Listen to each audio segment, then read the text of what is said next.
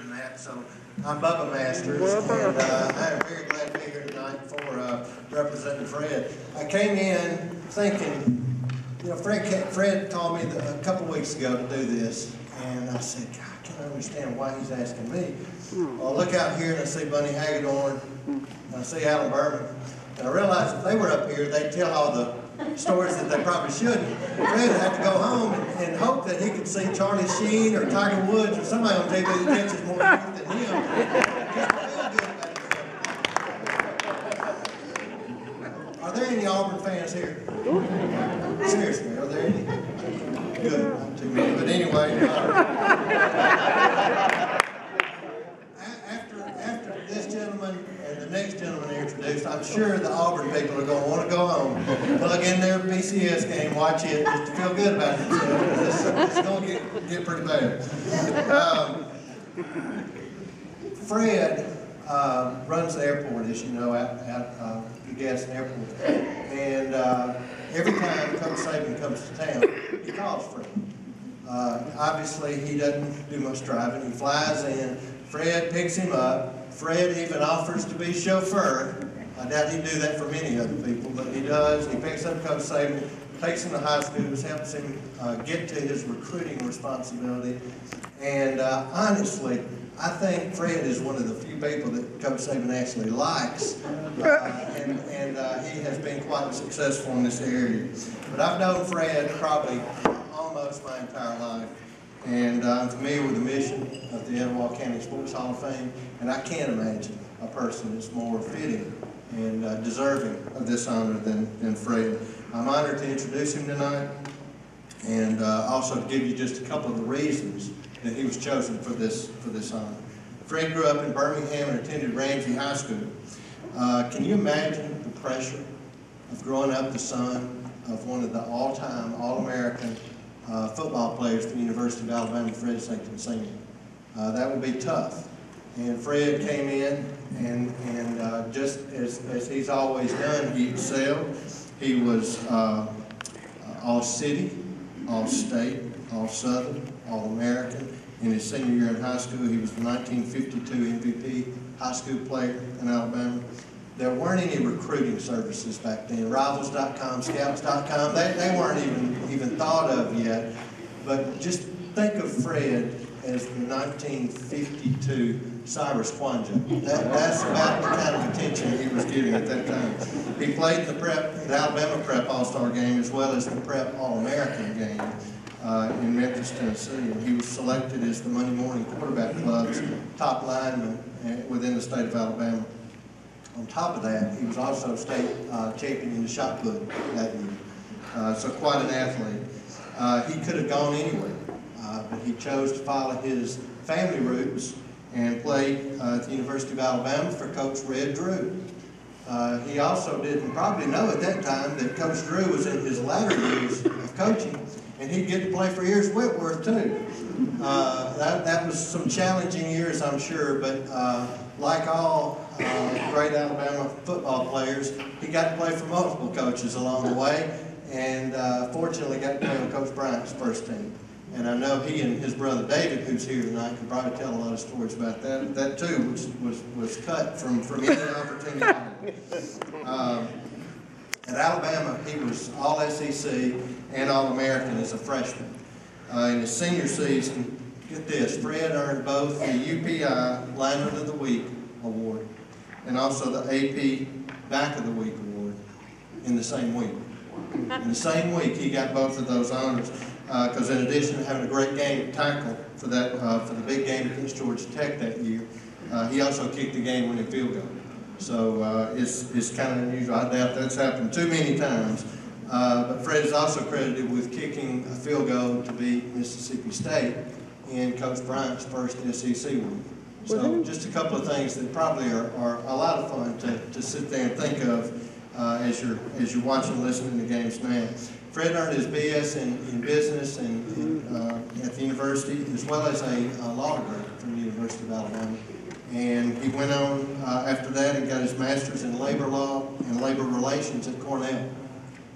So if this isn't proof that Fred is pretty smart. He also earned the Dr. Joseph Hirsch Award, which recognizes the A Club member with the highest scholastic average for 4 years.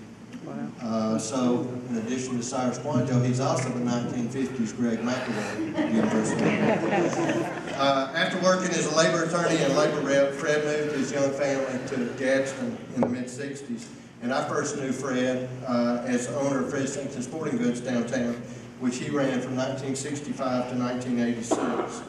I know I got my first baseball glove, and I know I got my first high-top Chuck Taylors at Fred Sington Sporting Goods, and I'm sure a lot of those players that stood up, I see some nods, did the same thing.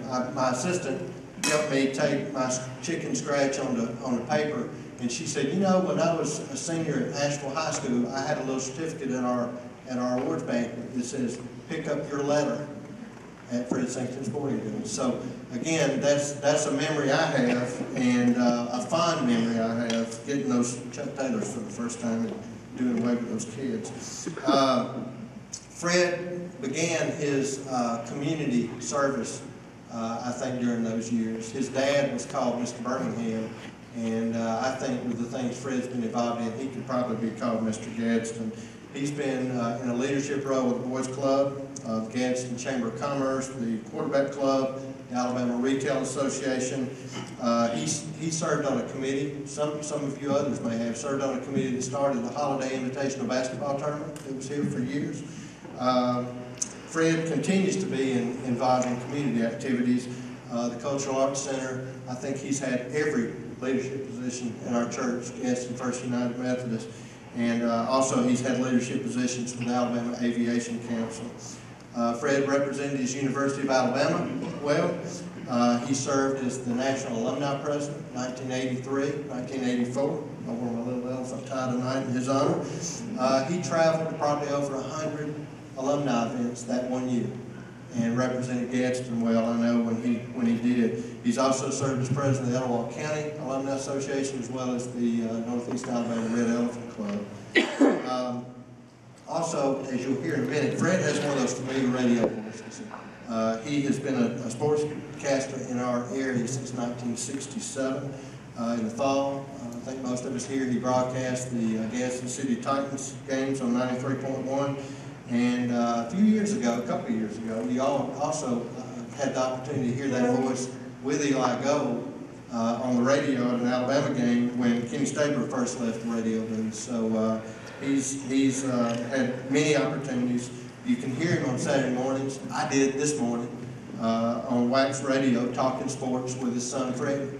I learned two things this morning. I went to Atlanta this morning early, and I learned that even on radio, that sometimes they can have these good-looking women, good-looking girls in the studio with them.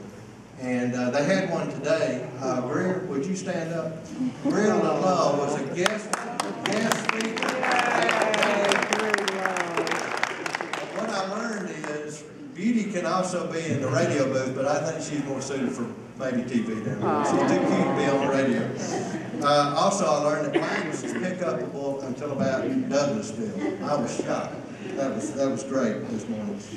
Fred is currently on the A Club Liaison Committee and the Football Leadership Committee at the University, which work closely with Mal Moore and Coach Saban. And he also serves on the Selection Committee for the Alabama Sports Hall of Fame.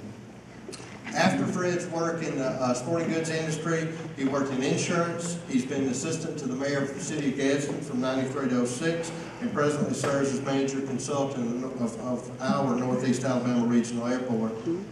This is a very busy man.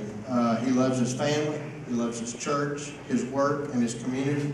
He's excelled in sports, and he's supplied sports uniforms and balls to lots of folks in this room, lots of people in this community, and his voice has brought us some fantastic ball games throughout the years on the radio. He's touched the lives of many athletes and fans throughout the Etowah County area, and Fred has been an integral part of making Gadsden a true city of champions. Ladies and gentlemen, please join me in congratulating Fred Sington Jr. as inductee 2011 Etowah Sports Hall of Fame.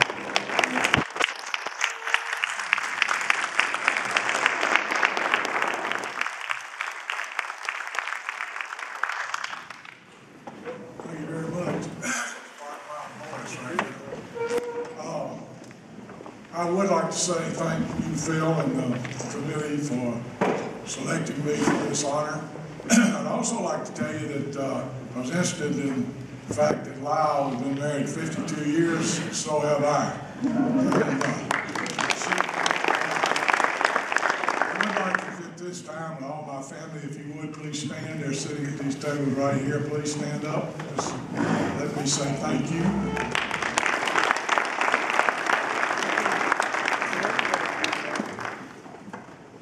You know, one of the things that you think about as you come through life and everything is the transitions that you make. And you make transitions, as Lyle and Joe and Joel Smith would have known. You make transitions first into high school football, then out of high school football you make it into college football. Out of college football you have to transition into everyday life and to the community that you're going to live in. I feel privileged to have lived in Gadsden since the mid-60s. I feel privileged to have had a chance to do a lot of things in Gadsden since the mid-60s. I did find out 2 or 3 things. I found out, number one, that I was serving on too many committees because my wife told me about it every night. And I found out that in serving in committees, it was sort of my forte. I really enjoyed it. I enjoyed doing everything that I've ever done. I've been very fortunate. Some of my friends have been pointed out to you. There are others in the audience, and certainly you make a lot of friends as you go through in not only athletics, but in the community. And one of the things that I learned in the transitional period, and Lyle touched on it and I want to touch on it again, is sort of after all the glamour and everything else, when you're going through life, you find out that it's not all about you. It's about others. And you find out that there's somebody up above you that's making it possible for you to do the things that you do. And I believe in that more than I can ever tell you because of several things, but because of the fact that in doing so, I learned it was about others and not me. I learned it was about other committees and other communities and not me. I learned that what I got to do was a blessing. And the blessing came because of the Lord Almighty and Jesus Christ. And right now, one of the things that I enjoy most, as Bo pointed out, is I teach Sunday school. Pat Martin, whose class we swap back and forth with she and Jim, she'll tell you that everybody sort of draws back when I teach it because they're not sure what I'm going to say. And that's probably true on the radio also. But I will tell you that all the things that I've ever done have been because of other people. Lyle pointed out about his players and other coaches. I can point out about my family and my friends. I can point out about having a chance to do things that I would have never had the chance to do, meeting people that I would have never had the chance to meet. And all those things didn't have a thing to do with me. It just happened to be that the good Lord put me in that position at that particular time. Again, I want to thank not only the committee, but I want to thank all of you here tonight, all of my friends in the audience, my family in particular, my wife, and say it's a real honor to be inducted into the Etowah County Sports Hall of Fame. It'll be one of the highlights of my career and my life. Thank you very much.